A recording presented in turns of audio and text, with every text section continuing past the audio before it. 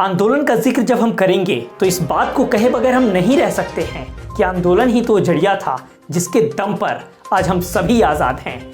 और अगर कृषि बिल हमें नहीं चाहिए और हमने इस बात को ठान लिया है तो देखो साहब, सरकार को तो खेती करनी नहीं है, किसानों को खेती करनी है।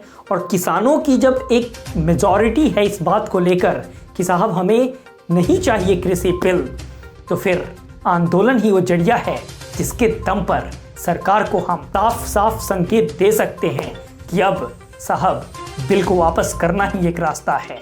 जी हाँ, आंदोलन के जरिए जब आज़ादी हमें मिल सकती है तो हर वो हक जो हमें चाहिए उसे भी पाया जा सकता है। 73 वर्ष के इस देश में 71 वर्षों से संविधान और कानून का बोलबाला है, मगर आज के मोदी सरकार ने इसे भी कुचलने की हर कोशिश की है और सफल भी है, क्योंकि इस सरकार में आज अधिकतर नेता क्रिमिनल माइंडेड लोग हैं और इन लोगों से कोई सभ्य और सफल लोकतंत्र की उम्मीद संभव नहीं है।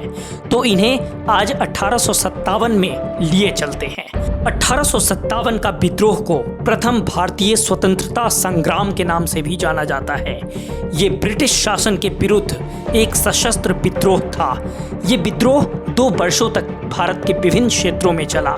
इस विद्रोह का आरंभ मेरठ सहित देश के विभिन्न छावनी क्षेत्रों में छोटी झड़पों और आगजनी से हुआ था। आगे चलकर इसने एक बड़ा रूप ले लिया।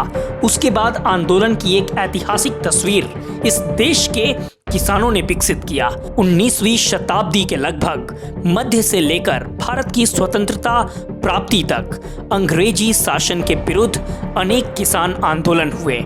इनमें नील आंदोलन, पाबना आंदोलन, दक्कन विद्रोह, किसान सभा आंदोलन, एका आंदोलन, मोपला विद्रोह, बारदोली सत्याग्रह, तेभाग आंदोलन, तेलंगाना आंदोलन आदि। इनमें 1859 से 60 में बंगाल में हुआ नील विद्रोह किसानों का अंग्रेजी शासन के विरुद्ध पहला संगठित व सर्वाधिक जुझारू विद्रोह था।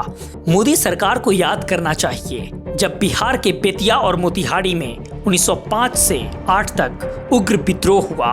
ब्लूम्सफील्ड नामक अंग्रेज की हत्या कर दी गई जो कारखाने का प्रबंधक था। 1917 से 18 में गांधी जी के नेतृत्व में चंपारण सत्याग्रह हुआ, जिसके फलस्वरूप तिनकटिया नामक जबरन नील की खेती कराने की प्रथा समाप्त हुई थी। उस दौर में भी जमींदारों द्वारा जबरदस्ती 20 कट्ठा में 3 कट्ठा भूभाग पर नील की खेती करना थोपी गई थी। और आज भी मोदी सरकार अपने अनुसार थोपा थोपी का खेल खेल रही है। जवाब भी मिलेगा, क्योंकि ये देश अपने संस्कारों को संभालना बखूबी जानता है। दोस्तों, आज के लिए बस इतना ही, मगर याद रहे किसान आंदोलन आज के किसानों के हक की लड़ाई के साथ मोदी सरकार के कुकर्मों को खत्म करने की भी लड़ाई है। इसलिए अपने भारत के लिए हमें लड़ना है और जीतना भी है।